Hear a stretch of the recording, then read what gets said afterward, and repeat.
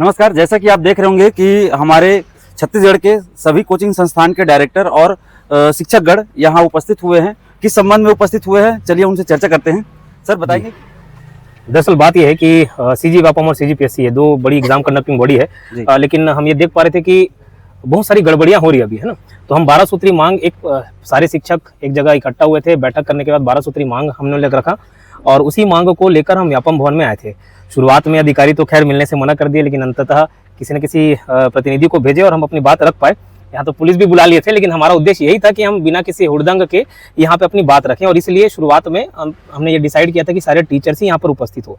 बहुत सारी मांगे थी और ये हम फिलहाल विज्ञप्ति एक ज्ञापन ही सौंपे हैं, रिसीविंग उसका लिया है, लेकिन हमारे द्वारा ये पहल है, प्रयास है, और जरूरी नहीं शुरुआत में ही हम आंदोलन करें, लेकिन लगेगा तो वो भी करेंगे, छात्रों को भी एकजुट करेंगे। और 12 मांग में से प्रमुख मांग में बताता हूँ जो व्यापम के सामने हमने अधिकारियों के सामने रखा।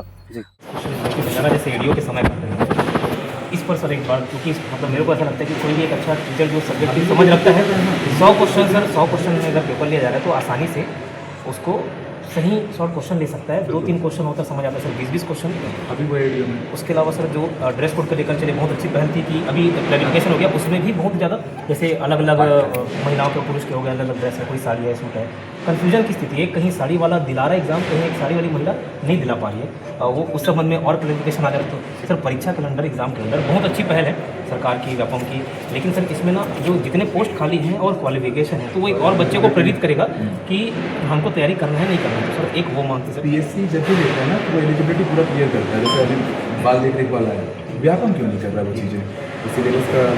और सर जैसे सिलेबस रिफंड पॉलिसी होगी, कई बच्चे ऐसे वर्ग सर आप संपन्न होंगे, हम संपन्न होंगे, लेकिन हर वर्ग संपन्न नहीं सर।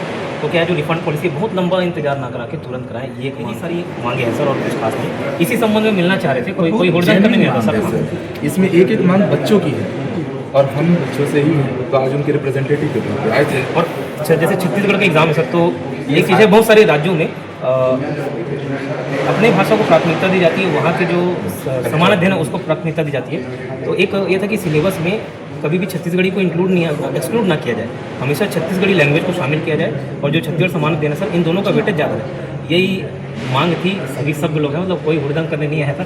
आप लोग पुलिस बुला लिए, लेकिन मूल्यांकन सबके सब मूल्यांकन के बारे में बात की।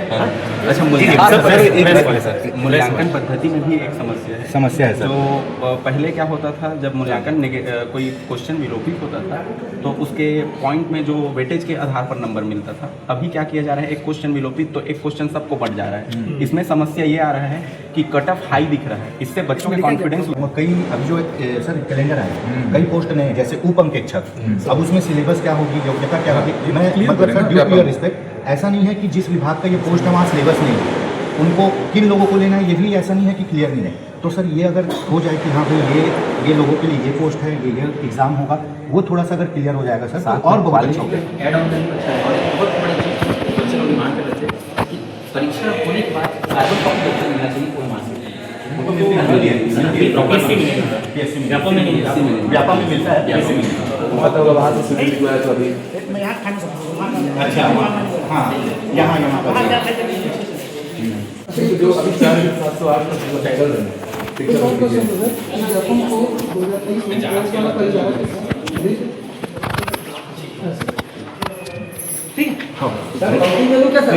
पावती दे दीजिए।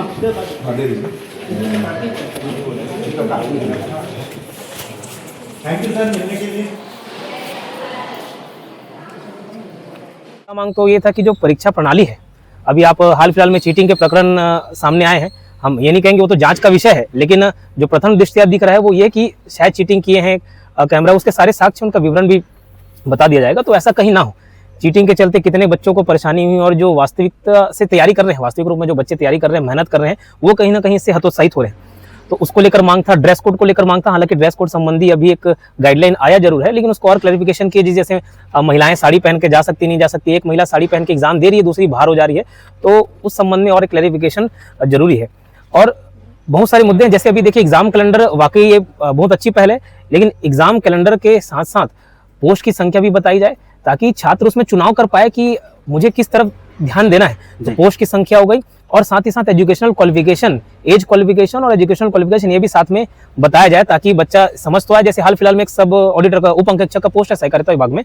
अब संभावित है कि कॉमर्स ग्रेजुएट को मिलेगा, लेकिन कुछ बच्चे सर बीबीए वाले एलिजिबल रहेंगे क्या, एमकॉम वाले, एमकॉम तो नहीं मांग देगा, तो उस संबंध में क्लैरिफिकेशन रहेगा। तो बच्चे के पास 1 साल का टाइम रहेगा कि वो डिसाइड कर सकते हैं क्या दिलाए ना दिलाए। तो यही सब मांगों को लेकर हम यहाँ पर उपस्थित हुए थे।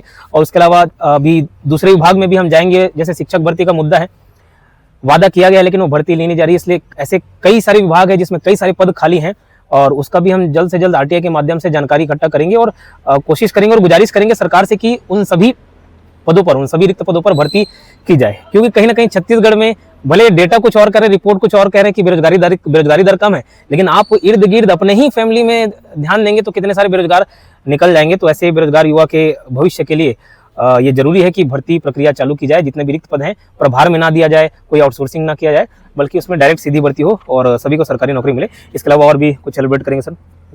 जैसे अभी आज जितने भी हमारे छत्तीसगढ़ के अलग अलग संस्थान के साथी जुड़े हैं, और सबका एक ही उद्देश्य है कि बच्चों को उनका अधिकार मिले। सरकार जो वादे करती है, बच्चे अपना तन मन धन लगा के उसके लिए परिश्रम करते हैं। कई लोगों की अलग अलग परिस्थितियां हैं, फिर भी एक मौका, एक अवसर, उसके लिए पूरा जान लगा देते हैं। तो सरकार जो वादे कर रही है, उस वादे को बस हम याद दिलाने के लिए लगातार प्रयास कर रहे हैं, चाहे वो ट्विटर की कैंपेनिंग हो या फिर स्वयं फील्ड में उतरकर बच्चों के लिए काम करना। और ये प्रोसेस ऐसे ही चलते रहेगा, तब तक हम लोग बच्चों के लिए लड़ते रहेंगे, जब तक। आग्रह कर दीजिए सर कि जुड़े। हाँ बिल्कुल, मैं यही कहना चाहूँगा कि अब जितने भी अभ्यर्थी हैं, आप लोग की जो चिंताएं हैं वो आज सामने रखी गई है 12 सूत्री मांगों के आधार पर। और इन 12 सूत्री मांगों में बहुत सारी जो चीज़ें हैं उनको फेस टू फेस यहाँ के जो प्रभार जो विभागीय अधिकारी थे उनके सामने वो रखी गई बात, और इन बातों को लेकर जो यहाँ के प्रभारी हैं उनका कहना है कि इन बातों को पहुँचाएंगे। अब देखते हैं कि बात कितनी जल्दी पहुँचती है। रिसीविंग लेटर तो हमारे हाथ में आ ही गया है, अब देखना है कि इस पर कितना जल्दी से जो है सुधार होता है।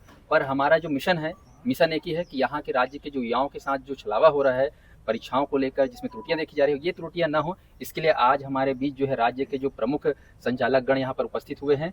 ये दर्शाता है कि छात्रों के साथ साथ शिक्षक गण भी जो है आपके मामलों के साथ सीधे जुड़ रहे हैं। तो मैं चाहूँगा कि आपके अगर कोई सुझाव और होंगे, क्योंकि हम जब बता रहे थे तो कई बार सामने आए थे कुछ सुझाव और है, बिल्कुल आप एड ऑन करने के लिए बता सकते हैं, उसको हम आगे और एड ऑन करेंगे। क्योंकि अभी जो ये सिलसिला शुरू हुआ है ये व्यापम से हुआ है, मान के चलिए, क्योंकि व्यापम से बहुत सारी परीक्षाएं आयोजित होती है।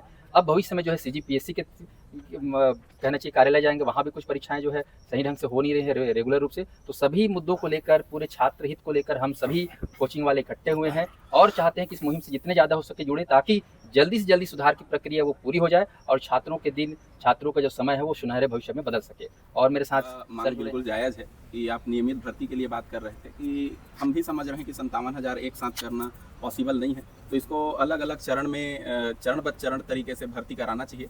लेकिन इसमें हमारी मांग ये भी है, जो 12 सूत्री मांग है, कि जो भर्ती होने हैं उसके लिए जो एक तय तिथि बता दिया जाए। जैसे 57,000 भर्ती करेंगे, उन्होंने वादा किया है, हमने नहीं मांगा था, तो जो ये भर्ती के लिए कहा गया है उसका पहला चरण कब है। और जो वैसे तो ये जायज़ बिल्कुल नहीं है, आप 57,000 कहते हैं और 5,000 भी भर्ती नहीं निकलता है। लेकिन जब आगामी पहले चरण में भी हमें ये भी देखने को मिल रहा है कि इसमें साइंस के लिए कोई पोस्ट नहीं है, तो किसी के साथ ऐसा भेदभाव ना हो कि आपस में छात्र ही बढ़ जाए कि हमारे लिए पोस्ट है, आपके लिए पोस्ट नहीं है। और जैसा कि योगेंद्र सर ने कहा कि अलग अलग, जैसे कि एग्ज़ाम कैलेंडर निकलता है, तो एग्ज़ाम कैलेंडर में प्रॉपर डेट होने चाहिए, कब तक होगा वो तो आ रहा है साथ में, लेकिन उसका क्वालिफिकेशन क्या होना चाहिए, उसके सिलेबस क्या होने चाहिए, ये चीज़ देने में क्या समस्या है। इसमें एक चीज़ मैं ऐड करना चाहूँगा, जो आप जीत सर ने कहा था कि 1 लाख जो पोस्ट आ रहे हैं, उसका एक्चुअल डाटा ये है कि पिछले 2 साल में आप काउंट कर लीजिए, भर्ती के नाम पे मात्र व्यापम से 3,185 पोस्ट निकले हैं, ठीक है। और PSC से कितने निकले हैं? 435 के आसपास। तो कहाँ भाई 1 लाख की बात कर रहे हो, यहाँ तो 5,000 भी नहीं आ रहे। तो किस स्थिति में, किस गर्त में हमारा छत्तीसगढ़ जा रहा है और कैसे युवाओं को यहाँ पे भटकाया जा रहा है, आप खुद देखते हैं कि अब सभी शिक्षकगण चिंता जाहिर किए, चाहे वो परीक्षा के व्यवस्था को लेकर के हो, जो सुधार की बातें हो, या फिर जो भर्तियां अटकी हुई है उस पर अटकलें हों, सभी पर चर्चा किए हैं, सभी पर बात रखे हैं। अब यहाँ देखते हैं सरकार इस पर क्या निर्णय लेती है और विभाग क्या निर्णय लेती है। धन्यवाद।